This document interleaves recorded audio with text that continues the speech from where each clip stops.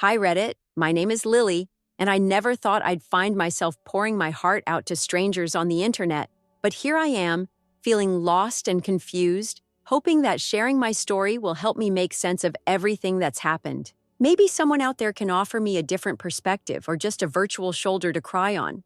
I'm 31 years old now, but this story goes back to my childhood, to a time when I realized that in my family, I was always going to be second best.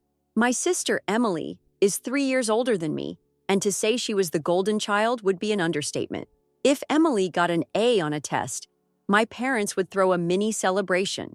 If I got an A, it was met with a polite nod and a quick change of topic. The difference in treatment was so blatant that even my childhood friends noticed. Growing up in a small suburban town, my family's image was everything.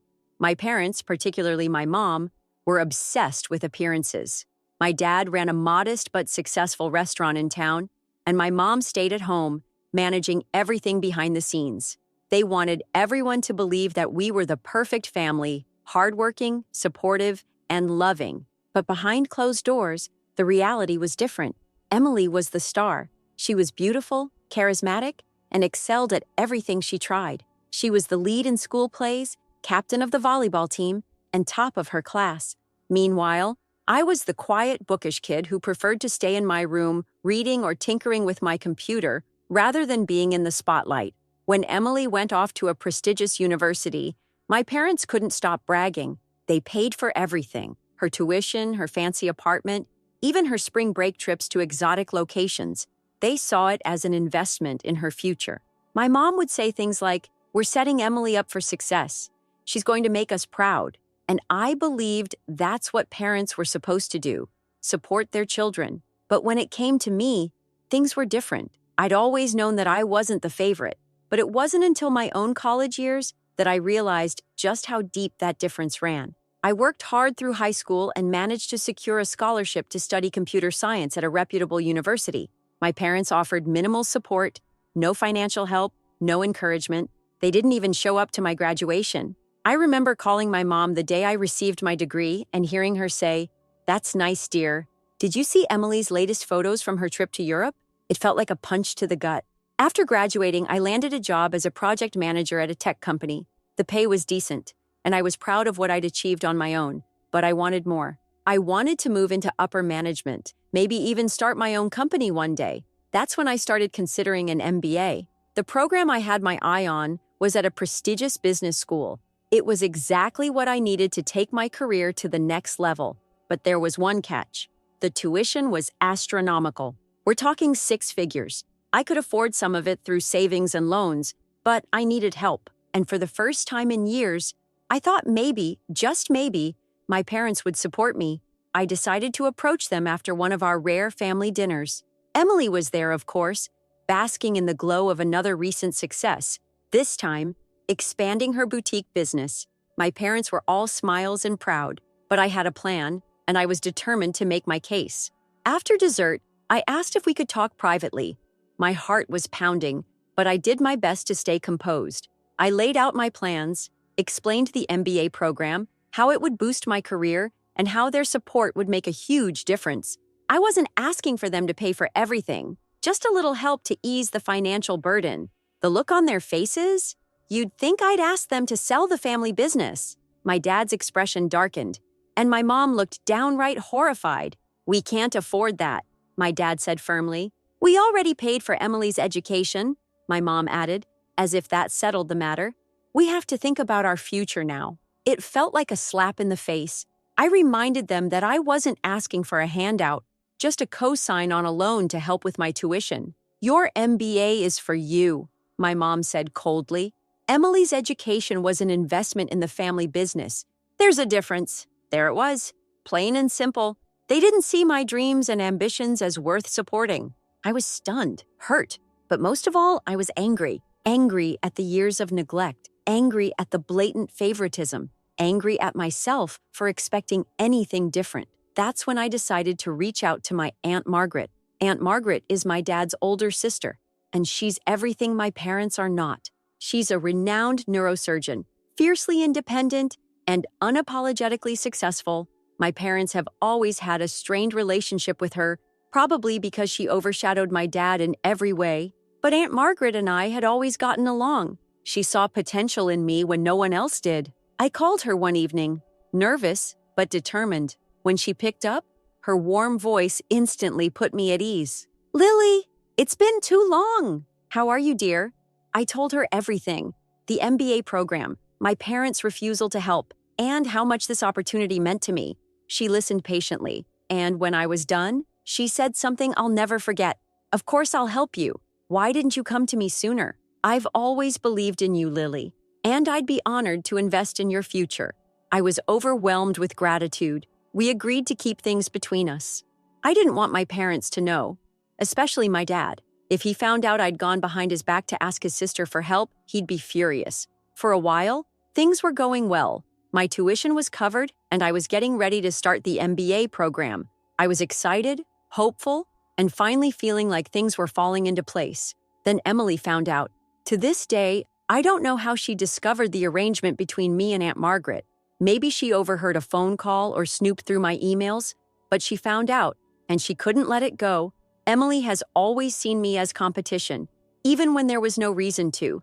She had everything handed to her, yet she couldn't stand the idea of me achieving something on my own. So she did what she does best. She destroyed everything. I should have known that nothing stays a secret for long in my family, especially with Emily around. The golden child had a knack for always knowing everyone's business and twisting it to suit her narrative. When she found out that Aunt Margaret was helping me with my MBA, she couldn't stand it. She saw it as a betrayal, like I had dared to step out of my assigned role as the family's second-best daughter. One evening, I came home from work to find my parents waiting for me in the living room. The tension was palpable. My dad had a stack of papers in his hand, and my mom sat stiffly on the couch, her lips pressed into a thin line. "Sit down, Lily," my dad said, his voice cold and distant. I sat, my heart pounding. Something was wrong, very wrong. "Explain this," he said, throwing the papers onto the coffee table. I picked them up with trembling hands. My eyes widened as I skimmed through them. They were emails between me and Aunt Margaret, except they weren't real. They had been doctored to make it look like I had shared private family information in exchange for her financial support. Recipes from the restaurant, supplier lists, even some financial details, all fabricated. "These aren't real," I stammered. "I never wrote these." "Emily showed us everything," my mom said quietly. "How could you do this to us?" It hit me like a punch to the gut. Emily had done this. She had gone through my emails, taken bits and pieces of real conversations, and twisted them into something sinister. "Why would I betray you?" I asked, my voice shaking. "I've done nothing but work hard to make something of myself. Aunt Margaret helped me because she believes in me. That's all." "You expect us to believe that?" my dad snapped. "You went behind our backs and sold out the family for your own gain." I couldn't believe what I was hearing. Years of resentment bubbled to the surface. "Sold out the family? Are you serious? You never once supported me the way you supported Emily. All I've ever wanted was a chance to prove myself, and when I found someone who believed in me, you call it betrayal?" My mom started to cry. "We trusted you, Lily. We thought you were better than this."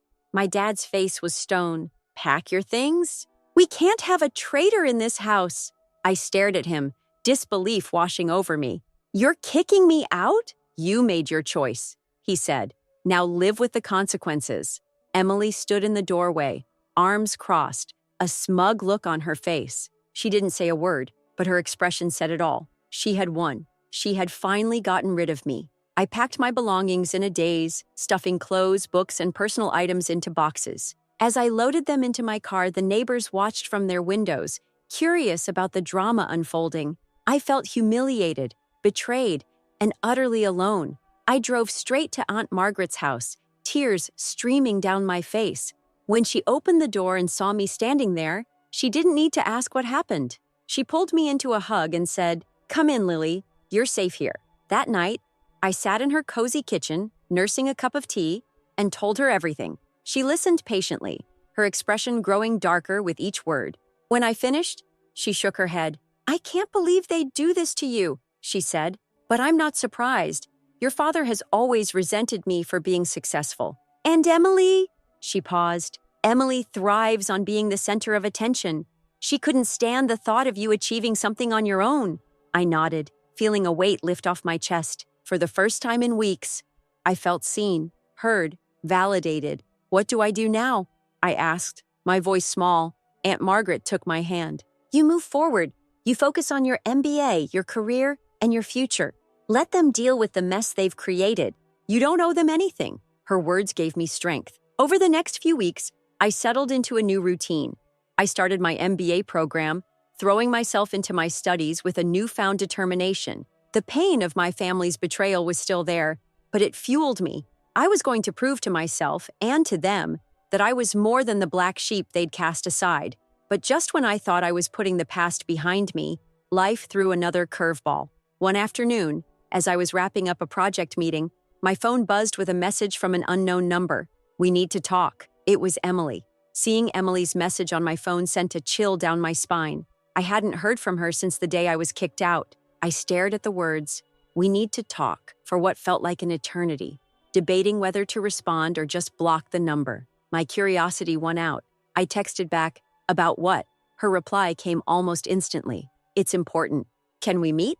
A part of me wanted to refuse outright, but another part, the part that still longed for some kind of closure, agreed. Fine. Tomorrow at noon. Cafe Luna. The next day, I arrived at the cafe early, my nerves on edge. I ordered a coffee and sat by the window, watching the street. When Emily walked in, I barely recognized her.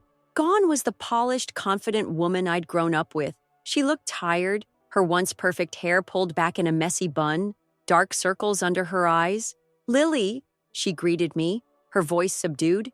"Emily." She sat across from me, fidgeting with her hands. For a moment, neither of us spoke. The silence stretched, heavy with unspoken words. Finally, she sighed. "I messed up," she admitted. "I know that." I crossed my arms. "That's an understatement." She winced but nodded. "I was jealous. You've always been so smart, so capable. And when I found out Aunt Margaret was helping you," I snapped, "I couldn't stand the thought of you succeeding without needing them." Her words hung in the air, but I wasn't ready to forgive her. "You fabricated emails, Emily. You made me look like a traitor to our family. You had me kicked out of my own home. Do you have any idea what that did to me?" Tears welled in her eyes. "I've been carrying that guilt for months. I didn't know how to fix it, but I'm here now trying to make things right." "Why now?" I asked, narrowing my eyes. "What's changed?" She hesitated before answering. "The restaurant. It's failing. Dad overextended on the expansion and took out loans we couldn't afford. Now we're drowning in debt." There it was, the real reason she was here. Not to apologize, but to ask for help. I felt a surge of anger. "So, you're only here because you need me?" "No. I mean, yes, we need help. But I also needed to apologize." She looked down, ashamed. "We made mistakes, Lily. Dad, he's not handling things well. He's too proud to admit it, but he needs you." I laughed bitterly. "Dad needs me? The same dad who told me to pack my things and leave because he thought I betrayed him. Why should I care?" Emily reached across the table, but I pulled back. "Because we're family," she said softly. That word, family, hit me hard. For so long, I had craved their approval, their love. But now I wasn't sure I wanted it anymore. "Family doesn't treat each other the way you treated me," I said. "You and Dad made it clear that I'm nothing to you. So why should I help now?" Emily wiped her eyes. "Because you're better than us? You always have been." Her words caught me off guard. For a moment, I saw a glimpse of vulnerability, the Emily I used to look up to when we were kids. But I couldn't let myself be swayed so easily. "I'll think about it," I said, standing up. "But don't expect much." She nodded, defeated. "Thank you." As I walked out of the cafe, I felt a mix of emotions. Anger, sadness, confusion. Part of me wanted to help, not for their sake, but to prove that I was better than the person they had painted me to be. But another part of me wanted to walk away and never look back. When I got back to Aunt Margaret's house, she was waiting for me in the kitchen, a concerned look on her face. "How did it go?" she asked. I sat down, letting out a heavy sigh. "They need my help. The restaurant is going under." Margaret nodded knowingly. "And you? What do you want to do?" That was the question, wasn't it? What did I want? Did I want to be the bigger person, to help my family despite everything? Or did I want to protect myself from more heartache? "I don't know," I admitted. "I need time to think." Margaret placed a hand on mine. Take all the time you need, Lily. And remember, sometimes the best thing you can do is choose yourself. That night, I lay in bed replaying the conversation with Emily over and over. Her apology, her desperation, her plea for help. I couldn't shake the feeling that this was more than just a family crisis. It felt like a test, a chance for me to reclaim my power, to decide on my own terms what kind of person I wanted to be. But I wasn't ready to decide yet. I needed more time to figure out whether helping them would heal old wounds or open new ones.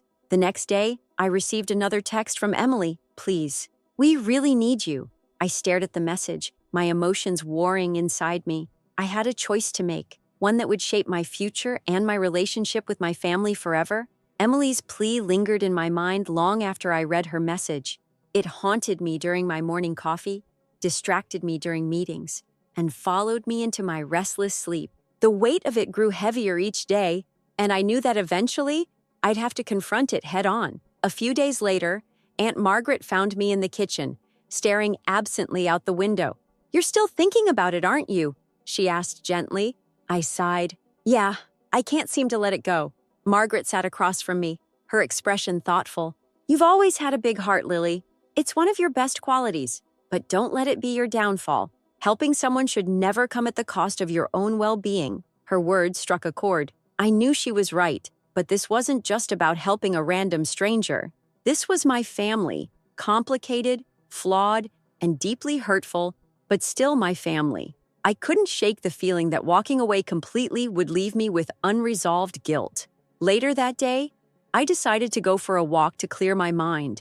The crisp autumn air felt refreshing, and I let myself get lost in thought.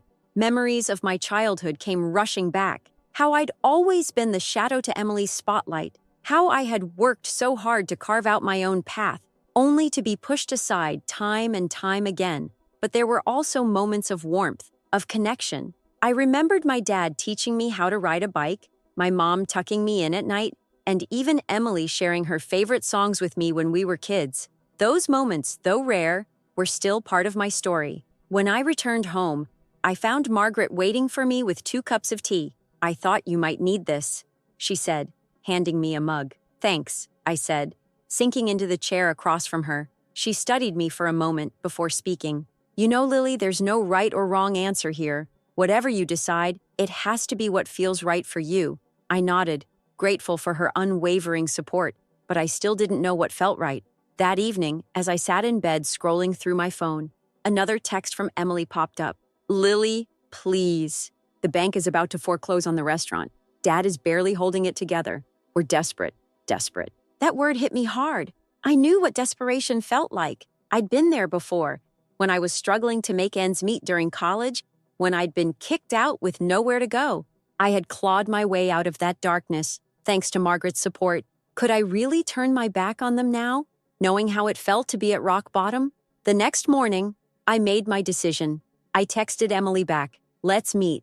Bring Dad." We agreed to meet at a quiet diner on the outskirts of town. When I walked in, I saw them immediately. Emily looked worn out, her eyes darting nervously around the room. My dad, once so proud and imposing, seemed smaller somehow, his shoulders slumped, his expression weary. "Lily," he said, standing up as I approached. His voice was softer than I remembered. "Dad?" I replied, my tone neutral. We sat down, the silence stretching between us. Finally, Emily spoke. "Thank you for coming." I nodded but didn't say anything. I wanted to hear what they had to say.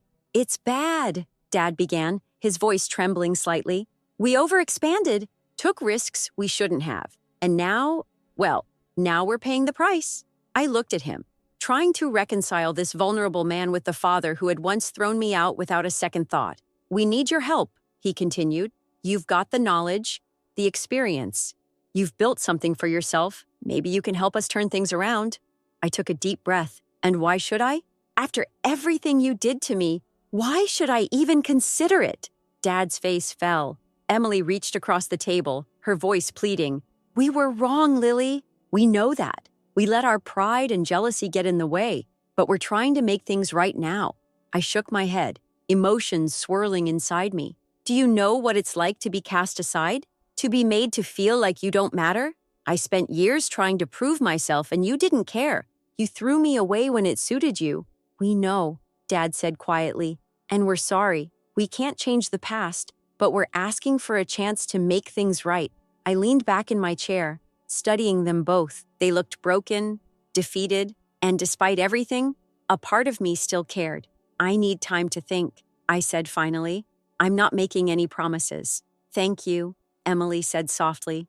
"That's more than we deserve." As I left the diner, I couldn't shake the feeling that I was standing at a crossroads. The choice I made now would shape my future, and theirs. But for the first time, I was in control, and that was a power I wasn't ready to give up. The next day, I found myself sitting in my car outside the same diner where Emily, Dad, and I had met before. Only this time, I wasn't the same person who had walked into that meeting with uncertainty and a heavy heart. I had spent days thinking, reflecting, and most importantly, setting boundaries for myself. When I finally stepped inside, Emily was already there, nervously stirring a cup of coffee. She looked up when I entered, her eyes searching my face for any sign of what I might say. "Lily," she greeted, standing up awkwardly before sitting back down again.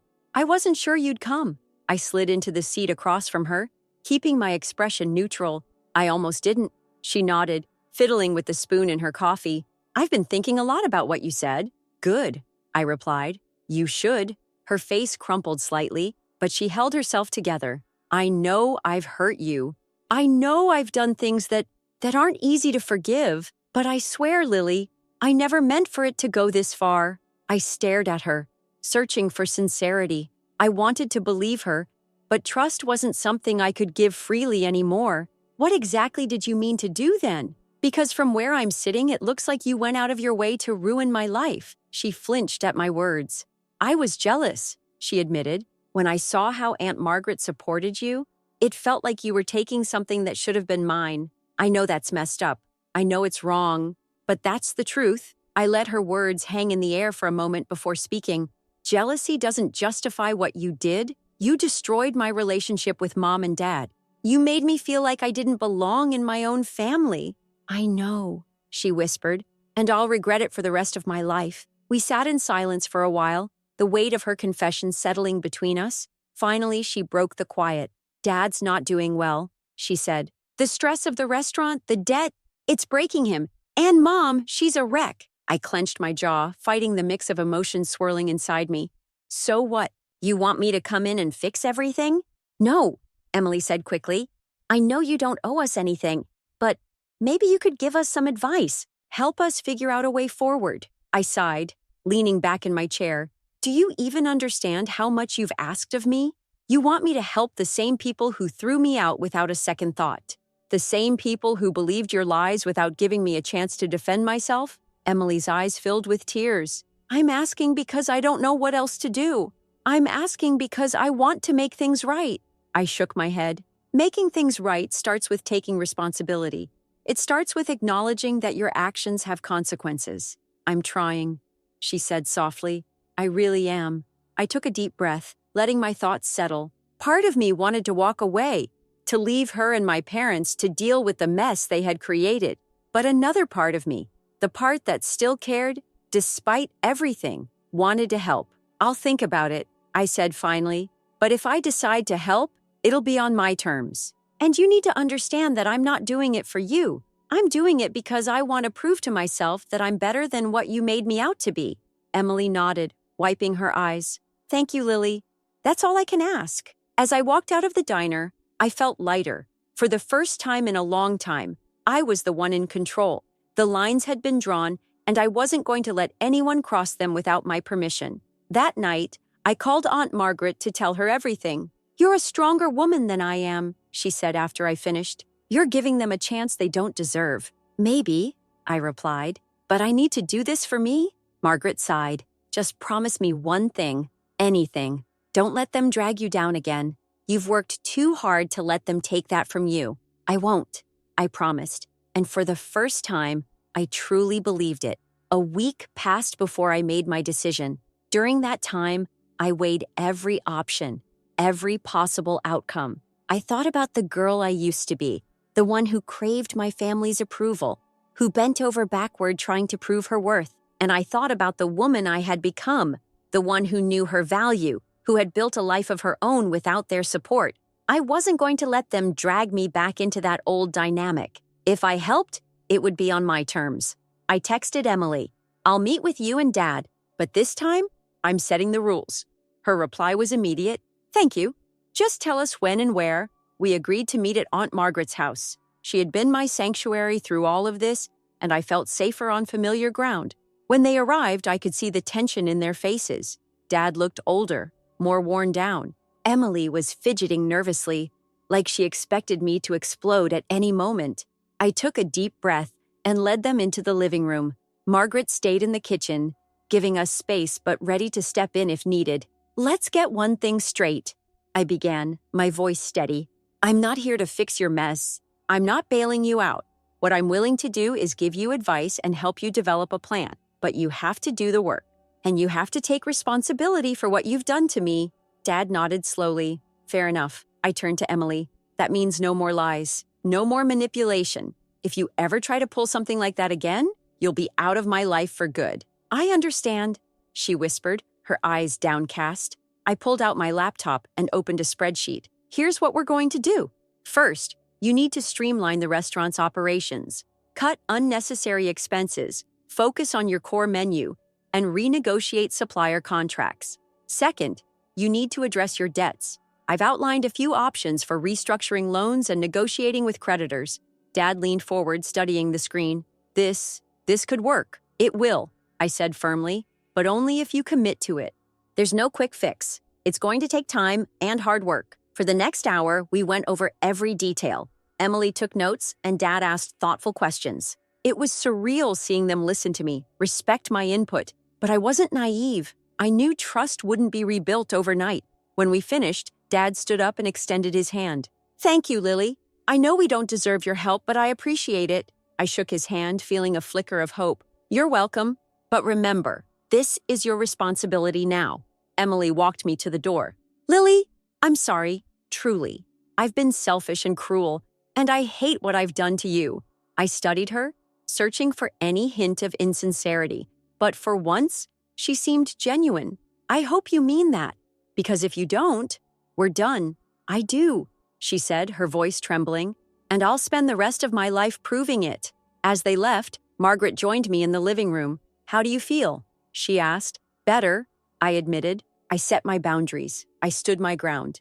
And now it's up to them. Margaret smiled, pride shining in her eyes. "I'm proud of you, Lily. You've grown so much." Later that night, as I sat in bed, I reflected on everything.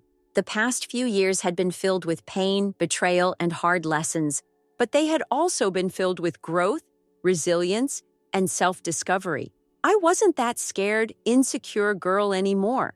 I was a woman who knew her worth, who had built a life on her own terms.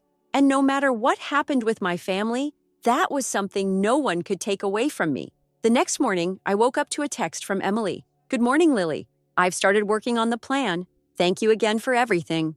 I smiled, feeling a sense of closure. The past would always be a part of my story, but it no longer defined me. My future was mine to shape, and for the first time in a long time, I felt truly free,